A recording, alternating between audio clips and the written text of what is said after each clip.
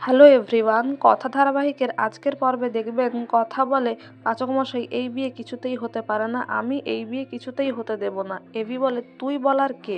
কথা বলে আমি বলার কে? তাছাড়া আপনি কি ভুলে যাচ্ছেন আপনার আর আমার কিন্তু অগ্নি সাক্ষী করেই বিয়েটা হয়েছিল, আর কর্তা দাদু কর্তা দিদা আমাকে এই বাড়ির বউ করে এনেছিলেন, তাই এই বিয়েটা আমি কিছুতেই হতে দেব না। আর কথা যখন এইসব কথা বলতে থাকে এভি বলে তুই কিন্তু আমায় ছেড়ে চলে গিয়েছিলি, ডিভোর্স পেপারে তুই সই করেছিলি, তুই আমায় মুক্তি দিতে চেয়েছিলি, তাহলে এখন আমি টেকনিক্যালি সিঙ্গেল। কথা বলে ওই সইটা সব কিছু হতে পারে না। এভি বলে এরকমই তো ডিভোর্স হয় নাকি, কলা পাতা শাল পাতায় সই করতে হবে তোর কথা অনুযায়ী? তারপর কথা বলে আপনি কি একবার মার সাথে কথা বলতে পারতেন না? আমি কি আপনার মায়ের পছন্দের মেয়ে হয়ে উঠতে পারতেন না? আপনি তো একটা সুযোগও দিলেন না। সঞ্চিতা বলে হ্যাঁ, অগ্নিভু আমায় কিছুই বলেনি। তারপরে এভি আবার কথাকে লাগাতে থাকে, তখন কথা প্রচণ্ড রেগে যায়, আসবটি নিয়ে আবার এভির কাছে চলে আসে। এভি অবশ্য কথার ছলে তাকে ভুলিয়ে চেষ্টা করে আসবটিটাকে দূরে সরানোর। তারপর কথা কাঁদতে থাকে, বলে আপনার কি শরীরে একটুও দয়া মায়া নেই? আমি আপনাকে ছাড়া বাঁচবো না পাচক মশাই, আপনি কেন এরকম করছেন? আমার ভালো লাগছে না। তারপর সবাই একটু খুশিই হয়। এদিকে এভি বলে তুই আমাকে ছাড়া বাঁচবি না, তাহলে কেন চলে গিয়েছিলি? কথা বলে আমি তো ভেবেছিলাম আপনি আমায় নিতে আসবেন। এভি বলে তুই বল, তুই আর কোনোদিনও এইভাবে চলে যাবি না আমায় ছেড়ে? কথা বলে এমন বলছেন যেন আপনি কনক চাপাকে বিয়ে করবেন না। তারপর ঘাসবটি নিয়ে প্রত্যয়ের গলায় ধরলে ঘুমটা খুলে দেখে যে সেটা প্রত্যয়। প্রত্যয় বলে দেখো, বিগ ব্রোর জন্য তোমার জন্য আমি জীবনটা দিয়ে দিতে পারি, অলমোস্ট আজকে দিয়েই দিচ্ছিলাম। তারপর ঋতু অবশ্য জল এনে দেয় প্রত্যয়কে আর বলে আপনি কিন্তু গল্পের হিরো। কথার আসবটির সামনে কীরকম দাঁড়িয়েছিলেন। কথা বলে কি হচ্ছে আমি কিছুই বুঝতে পারছি না। সঞ্চিতা এসে সবটা বলে যে তারা নাটক করছিল।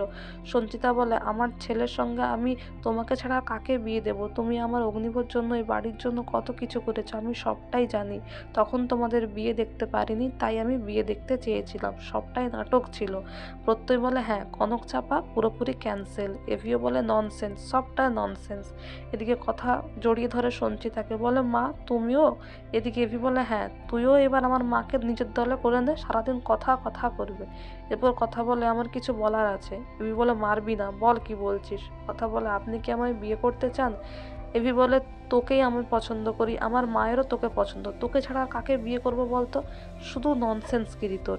তারপর সবাই একটু বেশ হাসি মজা করে। এভি বলে একবার যখন কপালটা পুড়েছে পুরোপুরি পুড়ুক, সব দিন এবার আমি ওই পাতার রসফস খেয়েই দিন কাটাবো। তারপর কর্তা দাদু বলে তোমাকে ছাড়া গুহবাড়ি অসম্পূর্ণ। আর এদিকে এভি বলে যা বউ সেজে আয়, আমি অপেক্ষা করছি। তারপর কথা চলে যায় তৈরি হওয়ার জন্য, আর কথাকে সবাই মিলে রেডিও করে দেয়।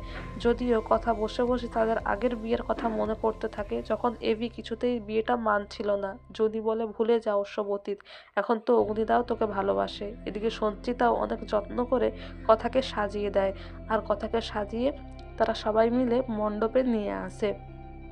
কথার শুভ দৃষ্টিও হয়। এভিও খুব খুশি হয় যে সে কথাকে ফাইনালি বিয়ে করতে যাচ্ছে। সেও খুশি খুশি শুভ দৃষ্টি করার জন্য, বিয়ে করার জন্য রেডি হয়ে দাঁড়িয়ে থাকে। আগামী পর্বে দেখবেন এভি আর কথার মালা বদল, সাত পাকে বাঁধা, সমস্ত রিচুয়াল ভালো মতোই হয়, হবে।